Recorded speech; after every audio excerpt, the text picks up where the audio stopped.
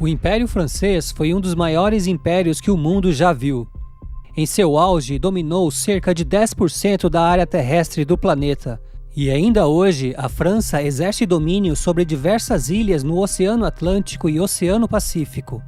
Mas aqui na África, algo muito mais diabólico ocorre até os dias de hoje.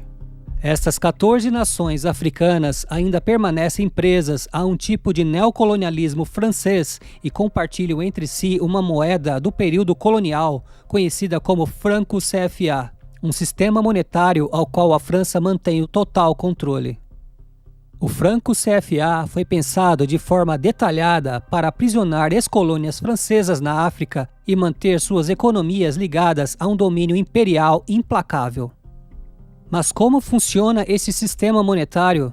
Como a França ainda utiliza o seu poder e influência para explorar essas nações africanas? E por que é tão difícil de essas ex-colônias se libertar do domínio francês?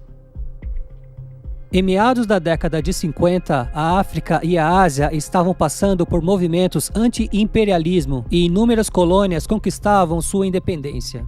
Ainda sentindo os efeitos da Segunda Guerra Mundial, a França estava enfraquecida e as derrotas na Argélia e Indochina escancaravam ainda mais a fragilidade de seu império decadente. Como forma de não perder a influência sobre a África, o então presidente da França, Charles de Gaulle, concedeu a independência às suas colônias africanas a partir de 1959. Mas para cada colônia conquistar a sua independência de forma amigável, a França exigiu acordos de cooperação. Em troca da ajuda francesa nas áreas militar, educação e economia, essas nações deveriam ceder à França o direito sobre seus recursos naturais, permitir a presença de tropas militares francesas em seu território por tempo indeterminado e manter o franco CFA como moeda corrente. Na época, esta moeda atrelada ao franco francês e hoje atrelada ao euro é uma moeda estável, livre de flutuações cambiais que moedas de países subdesenvolvidos costumam apresentar. Na teoria, parecia ótimo, pois garantiria a estabilidade econômica destas humildes nações. Mas por trás desta benevolência francesa havia uma armadilha que iria perpetuar sobre elas o domínio imperialista francês. Neste jogo de interesses, seria impossível que os países africanos fossem beneficiados, pois o esquema foi pensado de forma detalhada para manter as ex-colônias reféns de um sistema neocolonialista parasitário que até aqui tem se mostrado muito lucrativo para a França. Como parte do acordo, os países do franco CFA são obrigados a depositar 50% de suas reservas internacionais no Tesouro Nacional francês e mais 20% em passivos financeiros franceses. Apenas 30% de suas reservas permanecem em seus domínios. Ou seja, os países integrantes do sistema monetário franco CFA só têm acesso a apenas 30% de seu próprio dinheiro. A exploração francesa sobre suas ex-colônias na África ficou ainda mais evidente com as declarações do ex-presidente da França, Jacques Chirac, que disse: "Temos que ser honestos e reconhecer que grande parte do dinheiro em nossos bancos vem justamente da exploração do continente africano." Outro ex-presidente da França, François Mitterrand, acrescentou: "Sem a África, a França não teria história no século XXI."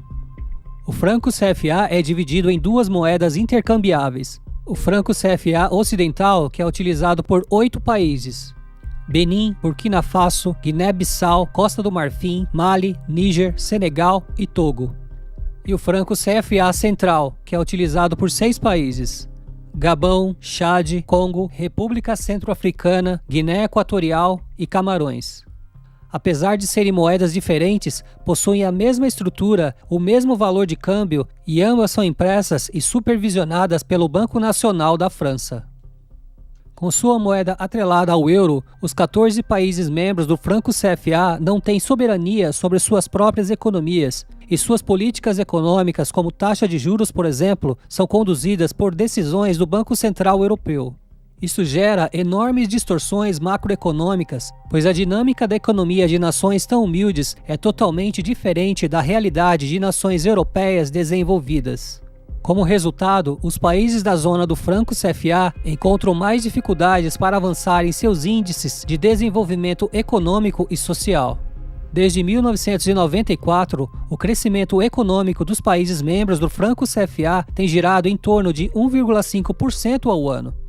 Mesmo para os padrões africanos, este desempenho econômico é considerado muito baixo. Embora os defensores do modelo afirmem que isso ajuda a controlar os índices de inflação, o fato é que os países membros do Franco-CFA são mais pobres que seus vizinhos. A exploração monetária sobre essas nações garantiu à França uma enorme vantagem estratégica para exercer o seu domínio e impor a sua influência. Mas isto não era o suficiente para os franceses, pois a França trabalha diuturnamente para que suas ex-colônias africanas sejam eternamente colônias. Este intenso instinto colonial francês sobre essas nações é conhecido como France-Afrique, que consiste em uma forma de influência altamente predatória da França sobre estes países da África. Mesmo sendo países independentes, estão umbilicalmente ligados à França, que utiliza o seu poder com o mais puro espírito colonialista para explorar os recursos naturais dessas nações e impedir qualquer possibilidade de rompimento. Diferentemente das colônias britânicas, onde muitas nações conquistaram a sua independência por meio de conflitos, a França, observando que não poderia evitar a independência de suas colônias, estabeleceu acordos pacíficos, de forma a não perder a sua influência e, principalmente, não perder o acesso aos preciosos recursos naturais de suas colônias, como petróleo, urânio, diamante, ouro, minério de ferro e muitos outros. O acordo proposto por Charles de Gaulle, que proporcionou a independência às colônias francesas na África, visava formar um grupo de países membros da comunidade francesa, mas também deixava claro sobre os riscos que cada colônia corria se tentasse contrariar os interesses da França. O então líder da República da Guiné, Sékou Touré, disse que preferia que seu país fosse pobre na liberdade ao invés de rico na escravidão. O governo da França se viu ofendido com a audácia de Touré e fizeram tudo o que puderam para sabotar o governo da Guiné. Primeiro, cancelaram a pensão dos veteranos de guerra que haviam lutado pela França. Em seguida, destruíram toda a infraestrutura do país e depois inundaram a sua economia com notas falsas da moeda guineense. Isso gerou uma catástrofe financeira na recém-fundada nação da Guiné, com impactos econômicos que são refletidos até hoje. Este era um claro recado da França que qualquer um dos países que quisesse seguir o seu próprio caminho iria enfrentar a fúria da França. Em 1963, Sylvanus Olympio, primeiro-ministro do Togo, foi assassinado alguns dias antes de lançar uma moeda independente em seu país. Outros assassinatos e golpes de Estado iriam se tornar quase que frequentes em vários países da zona de influência da França. Desde a década de 60, a França já realizou mais de 40 intervenções militares em suas ex-colônias africanas.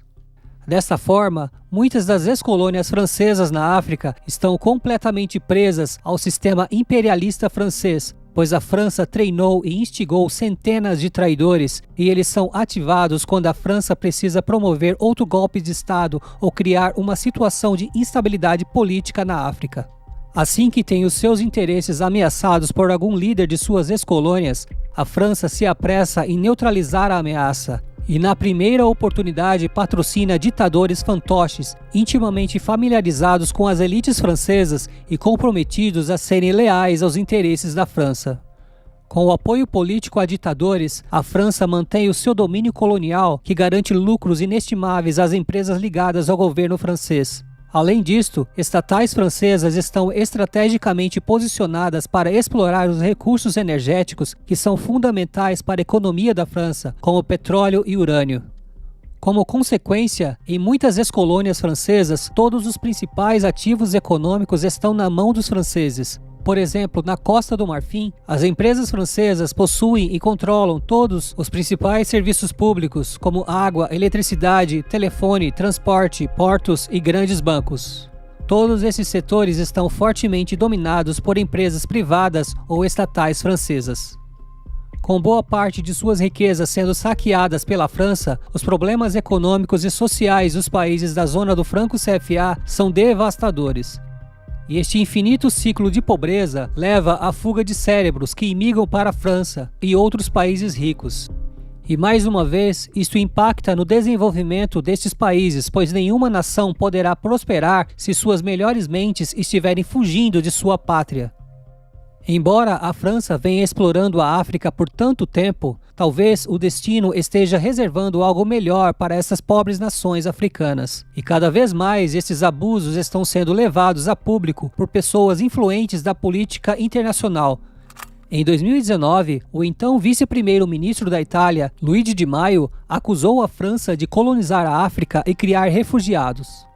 Se a França não tivesse as suas colônias africanas, porque é assim que elas deveriam ser chamadas, seria a 15ª maior economia do mundo. Ao invés disto, está entre as primeiras, precisamente por causa do que faz na África. A atual primeira-ministra da Itália, Giorgia Meloni, também fez críticas públicas aos problemas sociais que a França cria na África. A solução não é levar africanos para a Europa. A solução é libertar a África de certos europeus que a exploram. Aos poucos, a França vem perdendo espaço e estes exemplos expõem a França ao mundo que até pouco tempo não tinha conhecimento desta monstruosidade. Como uma nação rica, a França possui um produto interno bruto de 3 trilhões de dólares e sua economia é a segunda mais importante da União Europeia. Mas sem a exploração africana, estima-se que sua economia seria reduzida pela metade. Ou seja, a manutenção de sua economia como uma das mais importantes do mundo é fruto de ameaças, ingerência política, golpes de Estado e escravidão de 14 nações pobres. Desde 1930, o franco CFA foi introduzido nas colônias francesas africanas e é a última moeda remanescente do período colonial. Mas os países membros do franco CFA estão desenvolvendo uma moeda de nome ECO para substituir o franco CFA. A França deixará de gerir a moeda, mas continuará a manter a conversibilidade para o euro com um câmbio fixo. A nova moeda está sendo planejada para ser introduzida até o ano de 2027. Porém, como os franceses fazem parte dessa nova construção monetária, a grande dúvida que resta é porque não sabemos se a França está realmente interessada em proporcionar autonomia econômica para estes países ou se esta é mais uma armadilha da França para perpetuar o seu domínio colonial sobre essas pobres nações africanas. Se você gostou deste vídeo, deixe seu like e compartilhe com seus amigos. Não deixe de se inscrever no canal se ainda não for inscrito e ative as notificações para não perder nenhuma novidade. Se possível, deixe uma sugestão sobre o próximo tema que você deseja assistir aqui no canal. Muito obrigado por sua audiência, um forte abraço e até o próximo vídeo.